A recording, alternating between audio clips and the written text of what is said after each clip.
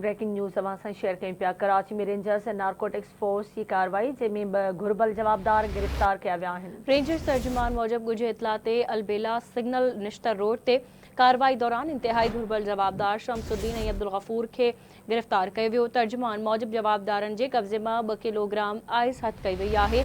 Rangers तर्जुमान मूजिब जवाबदार बलूचिस्तान मां मुनशियात घुराए कराची में विकिरो कंदा हुआ। जवाबदारनि खे मुनशियात समेत वधीक कार्रवाई लाइ पुलिस हवाले कयो वियो आहे। ब्रेकिंग न्यूज़ अवां सां शेयर करे रहिया आहियूं। कराची में रेंजर्स ऐं नारकोटिक्स फोर्स की कार्रवाई 2 घुर्बल जवाबदार गिरफ़्तार।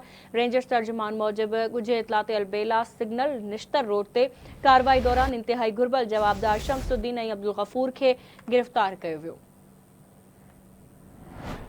अहम ख़बर अवां सां शेयर कयूं पिया। कराची में रेंजर्स ऐं नारकोटिक्स फोर्स कार्रवाई कई आहे जंहिंमें 2 घुर्बल जवाबदार गिरफ़्तार कया विया आहिनि। रेंजर्स तर्जुमान मूजिब ॻुझे इतला ते अलबेला सिग्नल नश्तर रोड ते कार्रवाई दौरान इंतहाई घुर्बल जवाबदार शमसुद्दीन ऐं अब्दुल गफूर खे गिरफ़्तार कयो वियो।